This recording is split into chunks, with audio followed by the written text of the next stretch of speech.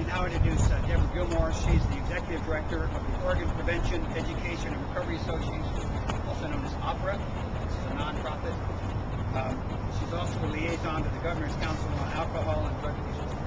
Debra? Thank you, John. Almost without exception, everyone who's here today knows someone, whether it be a family member, a loved one, a colleague, or even your neighbor who has struggled with drug or alcohol addiction or are in recovery. It's not a hidden disease, even though we often try to hide from it. We don't always want to talk about it.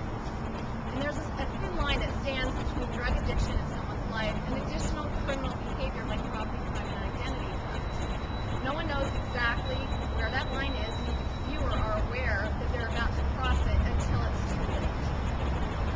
By the time you see that person engaged in criminal activity, they are severely addicted. That's why it's critical that the treatment community work hand in hand with law enforcement. Too often we're dealing with the same people over and over again.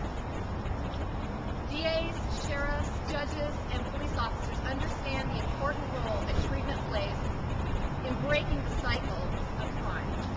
Drug use and addiction are behind significant proportions of property crimes committed against Oregonians. We see it every day. According to the Oregon Department of Corrections, 85% of offenders in jail for crime have an alcohol or drug addiction. Under the current system, less than 15% of those people receive intensive drug or alcohol treatment. And almost 50% of property crime offenders go on to commit other crimes after they're released. I want to repeat the most important fact here.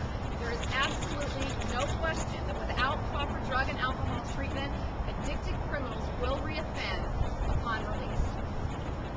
In 2007, the Governor's Council on Alcohol and Drug Abuse Program issued this report. It's called The Domino Effect, and it's after a deep analysis and research. They noted the correlation between treating individuals significantly reducing future costs to the state as a whole.